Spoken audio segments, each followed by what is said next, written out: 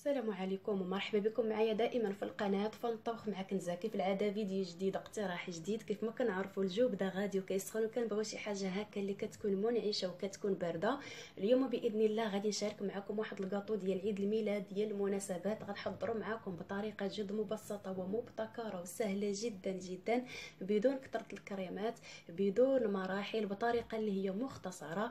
اولا غادي نحضروا الجينواز، ثانيا الطبقه الكروكو او الطبقه المقرمشه، ثالثا واحد الكريم موسلين وغادي ندخلو فيه البخانيني، واخيرا غادي نحضروا كلاصاج مروار لامع جدا جدا ديال الشكلاط. خصصت لي حلقه خاصه، ما بغيتش ندخلو في هذه الحلقه هذه لان لا فيديو غادي يكون طويل وغتفرجوا وغادي تملوا. كيف ما كتشاهدوا معايا جا راقي جدا في المنظر ديالو، تحلفي عليه كانك خديتي من اكبر المحلات الكبرى. المذاق ديالو ماشي رائع وانما اكثر من رائع. صراحه الحلقه كلها مفيده وكتستحق وكتستاهل التجربه ديالكم. كنتمنى الحلقه تعجبكم، بقاو معايا ما تمشيو فين، ندوزو مباشره للمكونات وطريقه التحضير وفرجه ممتعه. اذا غادي نبداو على بركه الله. اولا غادي نحضروا الجينواز. غادي نحتاجوا في المكونات ديالها 4 ديال البيضات بالحراره ديال الغرفه، 100 غرام ديال السكر سنيده، 120 غرام ديال الدقيق، ملعقه كبيره ديال زيت عاديه، واحد الخماره. وغادي نسمو يا اما بقشور ديال الحامض او لافاني سائل ولا فاني بودره ولا فاني ديال الساشي. غادي ندوزو للطريقه. غادي ناخذوا واحد الجبانيه، كنوضعوا السكر، كنوضعوا البيض، وغادي نسمو بفاني وقبيصه ديال الملحه دائما ما كنساوهاش لتعديل الذوق. غادي ناخذوا الطراب الكهربائي وغادي نطلعوا هذا البيض ديالنا حتى كيتضاعف الحجم ديالو، كيولي لنا بهذا القوام هذا. كنكتبوا 8 الا تكتبات لينا 8 وكانت واضحه، هذا كيدل على ان البيض طلعناه بطريقه اللي هي صحيحه. وكنأكد على البيض يكون بالحراره ديال الغرفه. صافي هنايا كنتوقف وغادي ناخذ واحد الغربال وغادي نغربل الدقيق، وما غاديش نضيفه بدفعه واحده. وصافي هنايا كنضيف الدقيق تدريجيا وكنزيد عليه داك الساشي ديال الخميره ديال الحلويات من وزن 7 غرام ولا 8 غرام، وكنبقى نخلط من التحت للفوق من التحت للفوق حتى كنكمل الكميه ديال الدقيق كلها اللي عندي.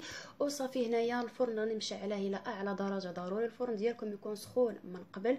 كناخذ اللاطه اللي غادي تدخل الفرن، كنفرش ليها الورق ديال الزبده باش داك الجينواز ما تلصقش لينا.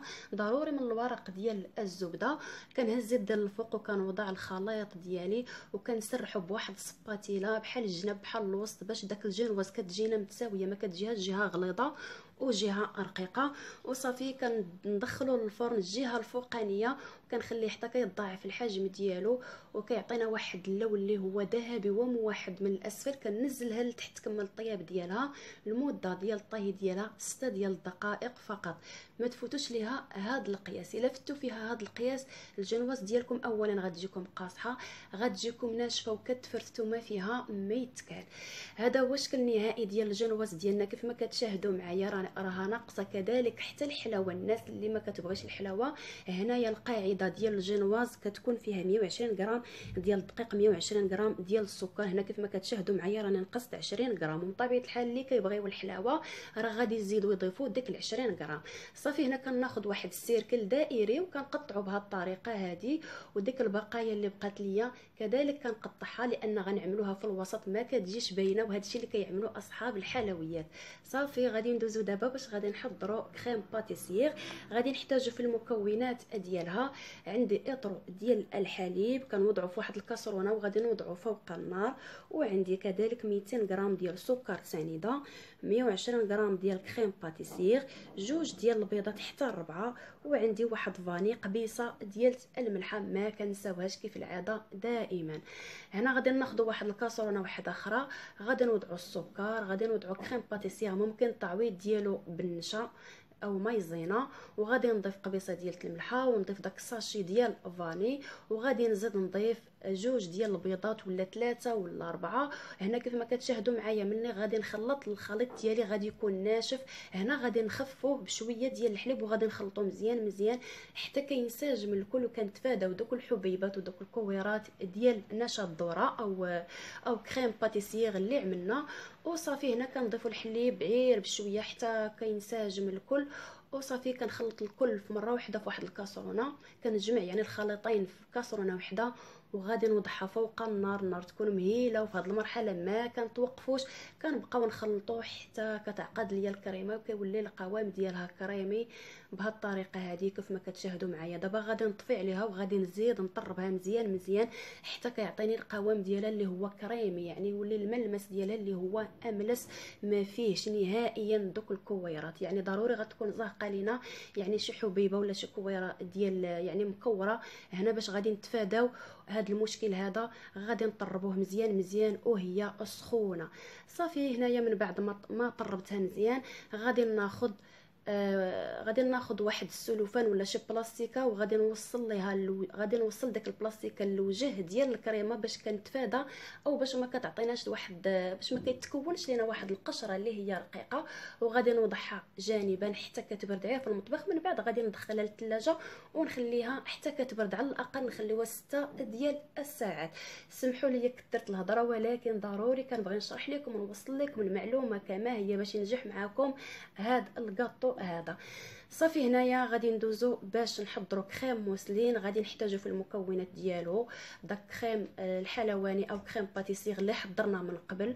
وعندي هنايا 150 غرام ديال البخانيني، ممكن التعويض ديالو بشوكولا غيش يكون من نوعيه جيده، على الاقل يكون نسبه ديال الكاكاو طالعه تكون فيه 55%. وعندي 250 غرام ديال الزبده الاصل ديالها حيوانيه، ما تعملوش الزبده ديال العبار باش كتمتعوا بالمذاق ديال الكاطو ديالكم.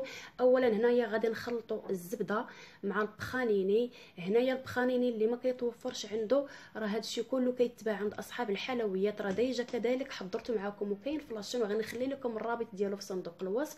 من بعد ما طربنا الزبده مع البخانيني حتى ولا الملمس ديالو اللي هو املس كريمي، كنزيد نضيف داك الكريم كريم باتيسير اللي حضرنا. وصافي كنبقاو نطلعوا حتى كطلع لنا الكريمه وكيتضاعف الحجم ديالها وكيتخلطوا لنا المكونات وغادي نخليوها جانبا. هنا غادي ندوزو باش غادي نحضروا الكروكو او الطبقه المقرمشه. غادي نحتاجوا 60 غرام ديال الفويتين، والفويتين ديجا حضرته معاكم وكاين فلاشين فويتين اللي هو منزلي اللي ما كيتوفرش عنده كيف ما قلت لكم. هادشي كله كيتباع عند اصحاب الحلويات. وعندي 60 غرام ديال شوكولا اولي، هنا ما متوفرش عندي شوكولا اولي ولكن ما كافينيش في العبار، لذلك كملت بالشوكولاط اللي هو اسود ماشي اشكال. وعندي كذلك 60 غرام ديال فويتين، 60 غرام ديال بخانيني، 60 غرام ديال شوكولا اولي، ممكن تخلطوهم بجوج ممكن تكتفوا غير بواحد، وبواحد الملعقه ديال الزيت. غادي ناخذوا الشوكولاط نخلطوه مع ملعقه ديال الزيت، كنوضعوها في باماغي حتى كيذوب. من بعد كنخلطوا المكونات وكيعطيونا هاد الطبقه المقرمشه. صافي هنايا غادي ندوزو للمونتاج. كناخذوا الجينواز ديالنا من بعد ما كنسقيوها بالسيرو. السيرو غادي نقولوا لكم يعني بعجاله اللي هو 200 ملل ديال الماء، 120 غرام ديال السكر سنيده، واحد حامضه ولا فاني. كنوضعوا المكونات في واحد الكاسرونه فوق النار وكنخليوه حتى كيذوب داك السكر وكنسقيو به الجينواز ديالنا. وصافي هنايا من بعد ما سقيت الجينواز ديالي بهذاك السيرو وضعت الطبقه ديال الكروكو ومن بعد دخلتها للثلاجه وخليتها واحد الساعه باش داك الطبقه المقرمشه كتقبط راسها وكتبت على هذيك الجينواز.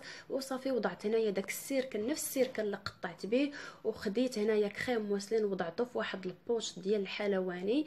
وصافي هنايا بديت كنوضع وكنركز على الجوانب. واحد الملاحظه نسيت ما قلتهاش لكم، ملي كنت كنقطع الجينواز ديالي الطبقه اللي هي اولى قطعتها كبيره والطبقتين ناقصين شويه يعني في العبار، يعني ماشي قياس واحد باش داك الكاطو ديالنا كيكون فيني من الجوانب. هانتوما غتشوفوا معايا كيفاش غادي ندير ليه.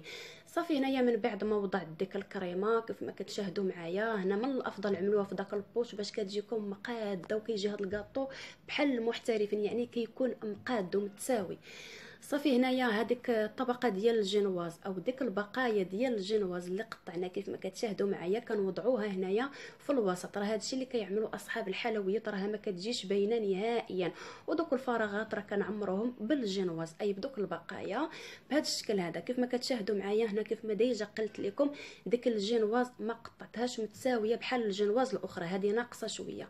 صافي كذلك هنايا كنضيف هذيك الطبقه المقرمشه، هذه غير شاطليه شويه، لان صراحه عملت شويه اللي هو كتير ديال داك الكروكو. هنا ماشي بالضروره تعملوا فقط، غتكتفوا غير بداك الطبقه المقرمشه يعني في الجينواز الاولى صافي. هنا ماشي بالضروره تعملوا حتى في الطبقه الثانيه.